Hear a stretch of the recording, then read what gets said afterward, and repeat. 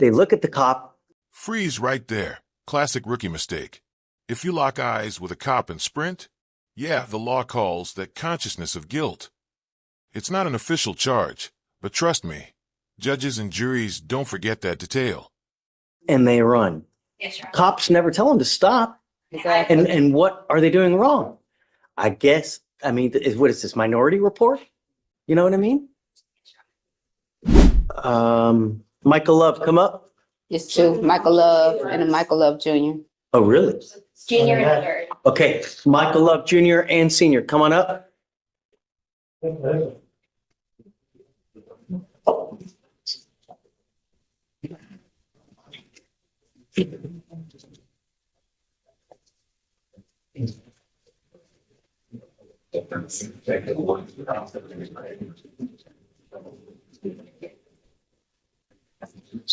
Okay, plot twist, family affair.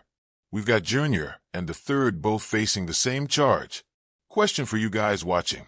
If your dad or sibling got arrested with you, would you stick together or start pointing fingers? Who's Junior? And you are the third. Gentlemen, both of you are charged with evading arrest or detention. You're facing up to a year in jail and or a $4,000 fine. We are going to do probable cause. You have the right to remain silent. Anything you say can and will be used against you. You have the right to have an attorney present. If you cannot afford one, one will be appointed to you. Okay. On February 20th, 2025, officers dispatched to First Baptist Church. A caller stated that a white pickup truck parked behind the Baptist Church and two Hispanic males exited the truck and were walking around the property.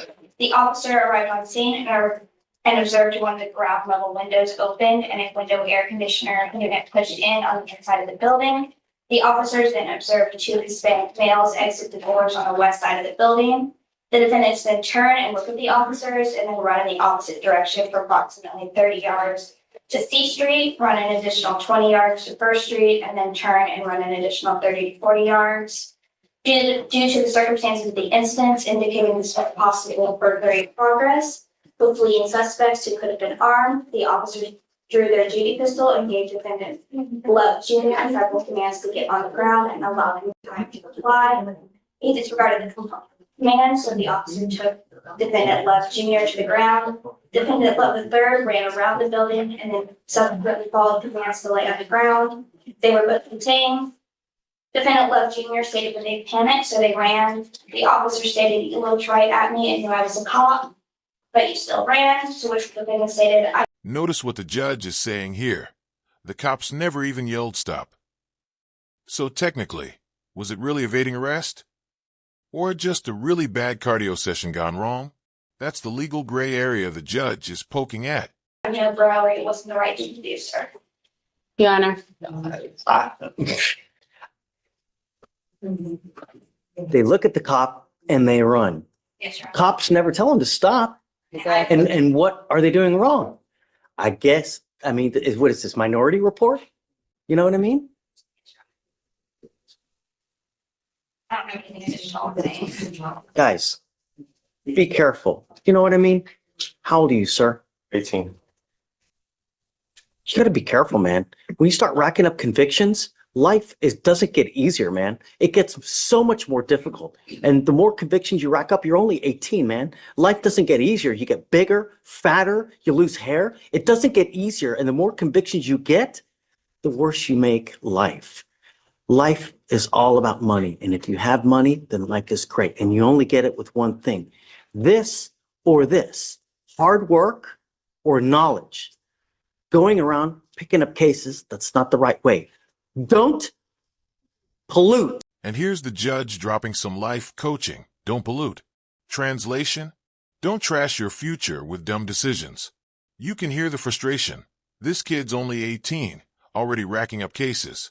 And the system doesn't get kinder with age. Do you understand?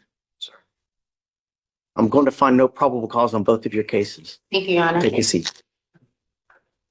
This is Jones. William Jones.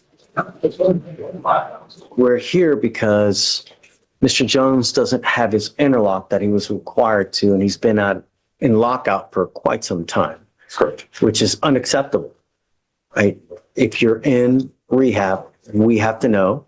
And, you know, there are certain measures that we can take, but just if you don't tell us anything and you're just in lockout, that's a problem. I have a real big problem. And I don't know you. You know, everybody tells me it's little raindrops and gumdrops and little bunnies jumping in the woods. But how the hell do I know? So he's telling me that you've been in a rehab in Ohio. Sir, When? the last setting that we were here, the prior Okay. setting to this judge, he got on a plane from the courtroom and went off to Ohio. And I actually forwarded the court his admission pay for it to that facility in Ohio. What was the date of release from that program? It was last Friday. I spent 8 days in the hospital detoxing, and then the rest of the time in the rehab. And, you know, I'm trying to put together a forward plan. You know, I'm not supposed to be talking too much, but to take aftercare and go back to another rehab here locally and work on getting better. And I'm being proactive with that, Your Honor. He's had to change insurance. That's all we ask, you know, because the problem is that some people can, and some people can't, you know, Sure. Addiction, it's a lifelong, and it's a persistent monkey that's on your back that will never let go. It will constantly grab at you. So if you're not proactive about it, that's when it grabs you by the boo-boo, and it just doesn't go well. Sir. I just need to make sure that you're not using, number one. Number two, most importantly, that my public is safe, because I certainly don't want you in a car unless, you know, everyone is protected. And the way we know that is that you don't have alcohol on board. So what I'm going to do now, because you've been so AWOL with regard to this, I'm now putting a monitor on your ankle so I know that you're not consuming. If it goes in lockout again, I will put you in jail. I want you to know that. I'm not going to do this again with you. Do you understand? You've been in lockout for a significant amount of time, and it's not fair, because I normally would put people in jail lickety-split for something like this. Do you understand? Sure. I will not play this game with you again. It is your responsibility to charge it on a daily basis. It is your responsibility to know what you are putting in your body, as far as, you know, whether it be mouthwash, hair dye, a tequila lollipop. I've heard it all, and I don't care for excuses. It is your responsibility to know. You've got such a great team of lawyers. There's just no excuse. Sure. I will waive the fee so that there's no excuse for, well, I can't pay for this. I can't. No. Do you understand? Your Honor. What you do on your time is you. As long as I know that you're not using, I'm happy. Do you understand? Yes, sir. Okay. I'll be happy once he checks into the medical point. You can alert the DAs, the court. Everybody. Yeah, I guess we're going to give him the scram device today. Just keep us in the loop as far as the cases are too terribly old. You know, it's not old. So just keep us in the loop of when he's released. Just, you have to calibrate this thing on, I think it's monthly. So make sure that you calibrate this thing like it's supposed to. They have to download it. You've got to charge it. So make sure you know of everything you can and can't do. You understand, Mr. Jones? Yes, sir. If I have you come up here on another violation, it's probably not going to go well, just so you know. Okay? Okay, guys. Understood. Thank you. Can he Got it. be released from the jury box? Just take a seat. We'll get you. Coming up, Mr. Lopez.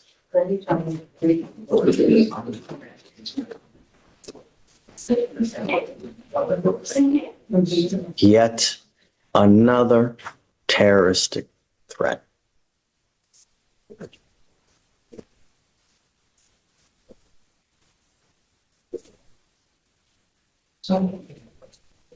Let's go through. Oh, cue the villain music. This isn't a first-time slip-up. The rap sheet here reads like a greatest hits of bad decisions: burglary, assault, kidnapping. By the time terroristic threat comes up again, the court's thinking, this guy's a career case. Your criminal history, Mr. Lopez.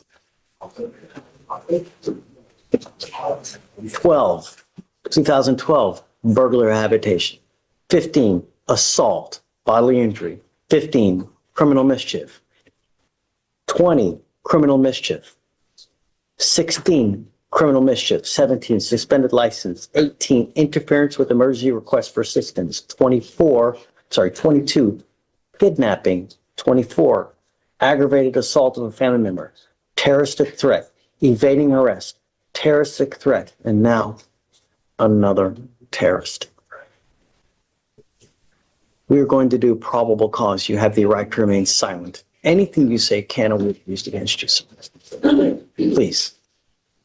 On February 25th, 2025, officers were dispatched to a residence at 2715 Owen Cross Drive in Harris County, Texas.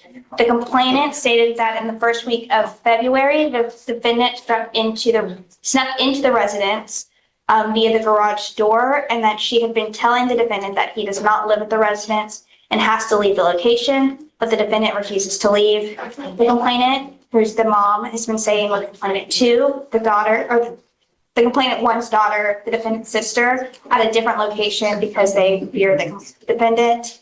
On 2/25, the daughter came to the location to retrieve the dog. The complainants had a verbal altercation about the dog being missing and the defendant wanting money from them.